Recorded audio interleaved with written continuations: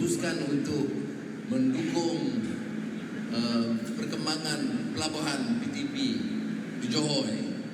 Saya mengambil alih tugas selaku masa itu Menteri Kewangan di Perdana Menteri untuk turun berundi dengan kerajaan negeri dan beri sokongan yang cukup kuat untuk pembinaan satu pelabuhan yang strategik di selatan Semenanjung Tanah Melayu. Dan bila lihat perkembangan hari ini, saya alhamdulillah syukur dan bangga bahawa kita telah capai di antara pelabuhan 15 pelabuhan teratas di dunia. Dan saya sebut tadi di depan semua pengurusan PTP bahawa pertamanya tentunya perancangan itu baik, pengurusannya itu mantap dan cekap, tetapi ia tidak mungkin mencapai tahap yang kita saksikan pada hari ini tanpa komitmen, disiplin dan semangat ditunjukkan oleh seluruh tenaga penggerak di PTP. Jadi bagi pihak rakan-rakan saya dan kerajaan seluruhnya, dan saya percaya rakyat, kita rasa bangga dan bersyukur dan terima kasih kepada saudara dan mendoakan kepada Allah SWT.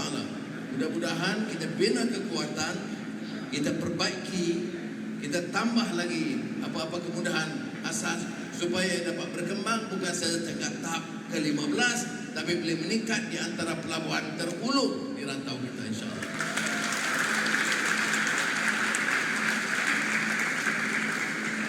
Saudara-saudari, izinkan saya perluaskan kerana saya tidak boleh bicara soal pelabuhan yang sudah Tinenuk lebih pandai. Kemudian suara pengurusan PTP, saudara saya Mukhtar, Khatib dan semua rakan-rakan sendiri lebih pintar. Saya ajak saudara supaya faham bahawa negara ini Malaysia mampu, dapat kita lihat pengalaman PTP, untuk diangkat sebagai negara yang maju. Tapi apa syaratnya? Nah, ini yang menyentuh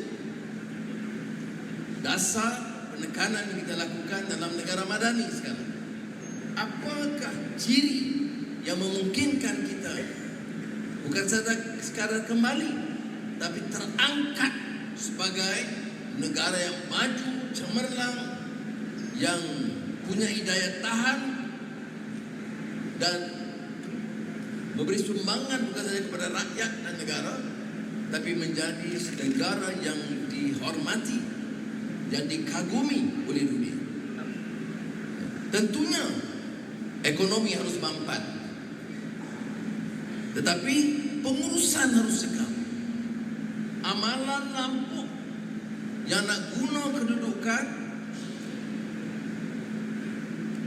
menyalahgunakan dan ambil kesempatan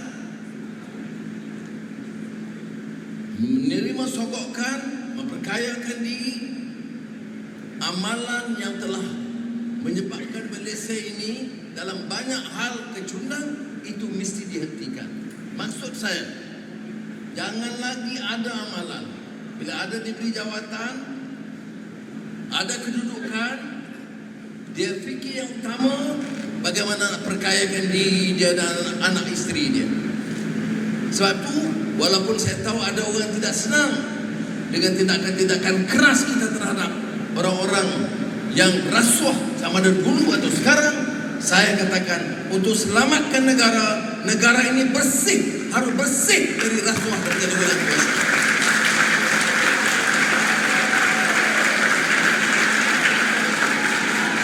Bila kita urus dengan baik, ya, kalau tanah itu tanah rakyat, jangan diambil oleh pemimpin. Kalau kontrak itu harganya 10 atau 100 juta, jangan ditambah jadi 120 juta. Kerana yang bayar itu rakyat, dari cukai rakyat. Kalau hilangnya berbilion ringgit, peluang untuk bangunkan sekolah, baiki tangga sekolah seperti kita lakukan, rumah-rumah rakyat, prasarana, pusat kesihatan dan hospital, semuanya terbantu. Kerana wang yang patut digunakan untuk bangunkan negara dicuri oleh sebahagian. Sebab itu saya kata, biarlah orang nak cemuhkan, tapi percayalah, terutama di kalangan anak-anak muda, saudara yang muda-muda, tahu, you want to save the country, you must clean the mess in the country. That's number one rule. Nak bersihkan negara, nak selamatkan negara, mesti bersihkan supaya jangan ada lagi pemimpin-pemimpin di mana mereka curi harta rakyat dan negara. Setuju? Baik. Itu baik. Kemudian kita kena ada perancangan. Jelas. Kita kena pilih yang paling pintar di kalangan kita. Siapa yang boleh urus dengan baik? Siapa boleh rencanakan? Apa dia ujian negara kita? Apa yang disebut sekarang transisi peralihan tenaga. Dulu kita guna tenaga keperluan minyak cara lama, coal, itu harus dialih perlahan menjadi hijau atau hidrogen. Kita bicara soal transformasi digital. Jadi kalau negara ini dapat diselamatkan, tumpu untuk pembangunan. Kerana baik pelabuhan atau pendidikan atau apa-apa bidang lain, urusan industri, transformasi digital itu sangat kritikal. Dan inilah sebabnya mengapa dasar kita dalam negara madani ini memberi penekanan pada aspek-aspek ini. Dan saya harap dan saya percaya PTP dengan kejayaan akan menjadi contoh yang baik.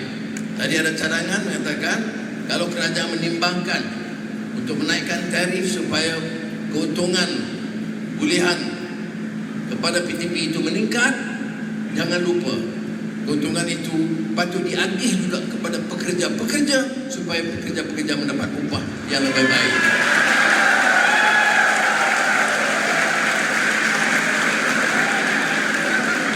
Dua hari yang lalu ada perhimpunan di Kementerian Keuangan dan saya jemput semua pengurus kanan syarikat kerajaan hadir bersama, dan saya katakan tugas khazanah, tenaga, telekom dan lain-lain ini besar dan kita bersyukur kerana banyak diurus dengan baik. Tapi saya kata cabaran kita apa? Untuk terus berusaha meningkatkan keuntungan yang lebih baik. Untuk apa? Tentunya untuk cukai. Untuk kerajaan menerima cukai lebih besar. Untuk bidang pendidikan, kesihatan dan lain-lain. Tetapi syarikat-syarikat yang untung ini, bukan saja syarikat kerajaan, syarikat-syarikat swasta, harus juga beri perhatian pada upah yang menasabah, bagaimana kedudukan mereka, bagaimana pelajaran dan pendidikan staf mereka, pekerja-pekerja mereka, bagaimana perumahan mereka, itu semua harus diberikan pertimbangan. Ini yang akan menjadikan Malaysia ini berbeza dari yang lain, pacu pertumbuhan ekonomi, tetapi tidak tinggal soal ihsan, soal kemanusiaan. Jadi perumahan mereka, kemudahan kehidupan mereka, keselesaan semua harus diberikan perhatian. Ya. Jadi bagi pihak kerajaan tentunya, saya telah mendengar tadi taklimat beberapa permintaan yang bersabah Menteri Pengangkutan bagi Jaminan, Menteri Ekonomi, Menteri Besar dan BT akan memberi perhatian termasuk Kementerian Keuangan. Saya rasa perlu kerajaan teruskan komitmen menyokong mana-mana usaha, sama ada syarikat kerajaan atau swasta, apalagi industri ataupun kegiatan strategi yang penting bagi negara, seperti termasuk pelabuhan, sama ada di sini atau di Kelang atau di Pulau Pinang. Tetapi tanggungjawab kami adalah untuk mencari jalan, memberikan apa saja kemudahan yang mungkin atau insentif supaya kegiatan ini berkembang dan maju. Dengan cara yang sedemikian kita dapat angkat kedudukan martabat negara kita sebagai negara yang maju. Jadi sekali lagi lah, saya ucap terima kasih dan penghargaan kepada saudara. Tak sering saya boleh datang dan katakan ada sedikit sumbangan kecil saya, dan yang besarnya saudara yang menjadikan PTP ini sebagai satu pelabuhan yang dibanggakan, bukan di Johor tapi di negara Malaysia. Jadi sekali lagi terima kasih kepada rakan-rakan yang hadir dan saudara-saudara, ada yang datang kerusi, ada yang berdiri di atas, tapi mendengar dengan tekun. Mudah-mudahan usaha kita mendapat restu daripada Allah SWT dan usaha dapat keberkatan dan peningkatan kualiti hidup rakyat Malaysia keseluruhannya. Assalamualaikum warahmatullahi wabarakatuh.